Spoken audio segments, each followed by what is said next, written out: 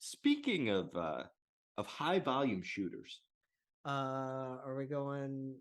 Are we going we're Canucks? going out west. We're going out west. Yeah. All right. Yeah, this broke last night, and I want to tack on another big deal to this because this is one that Last night.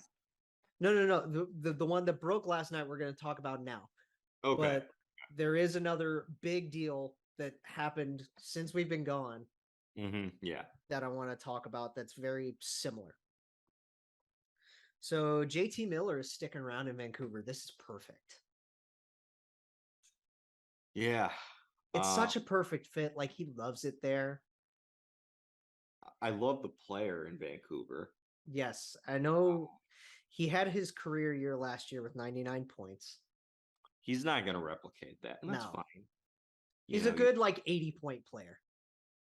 And for $8 million, I think that's more than appropriate. For your first second-line center? Yeah. The guy who can also play on the wing, he adds a lot of versatility to the team because, he can play either spot, and you have Elias Pettersson and Bo Horvat. Right.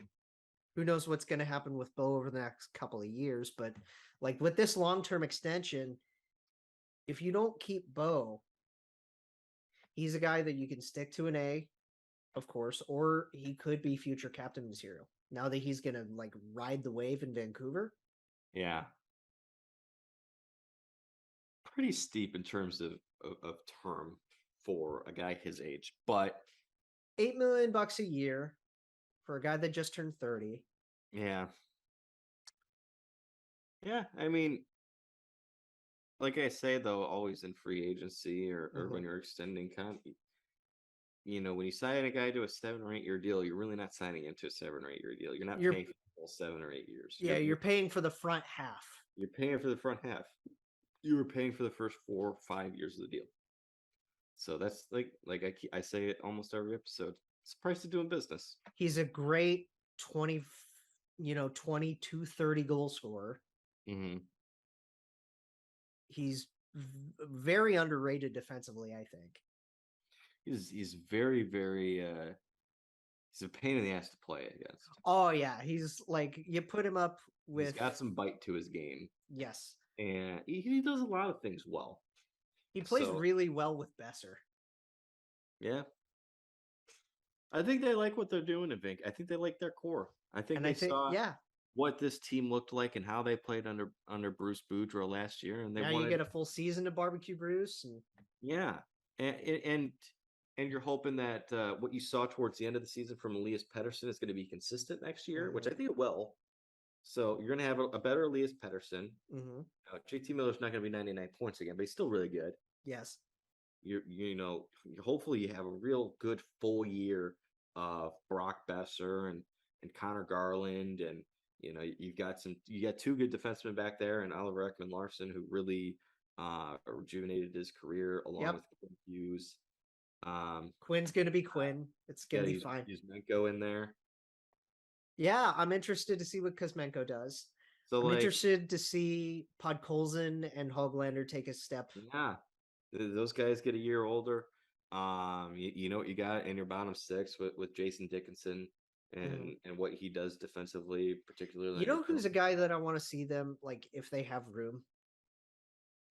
Bring Tyler Motte back, please. I knew that you were going to say that. I felt like that was coming. I wouldn't be against it. He's a good fit for the bottom 6. I think that he's still unsigned, right? Yes, and so is a guy like Sonny Milano. There are a lot of weirdly decent players still unsigned just because they don't have the money or the space on the contracts. Yeah. I do. I think at some point it's going to be a 1-year deal, and Milano's going to go back to Anaheim. I hope he goes back to Anaheim personally, just because it was such a fit. Yeah, why not? But JT, he's made his home in Vancouver. He just had a kid. Yeah. He just had a kid the other day. And I'm happy for him and his wife, and they finally get to have a place to settle. And that's what you're looking for when you get around this point in your career is you need a place to settle down. You need a place to ride, and you need a place where you believe you can change and compete. So just for looking at the analytics point of view for JT Miller, Mhm. in terms of he takes a lot more penalties than he draws, which I think is just hilarious. That's just a perfect. That's the way to describe JT Miller. What a pain in the ass he is to play against. Goals per 60, 64 percentile. Primary assists per 60, 82 percentile. Finishing in the 90 percentile. Nice. Even strength, offense, driving, that was 84th percentile. Mhm.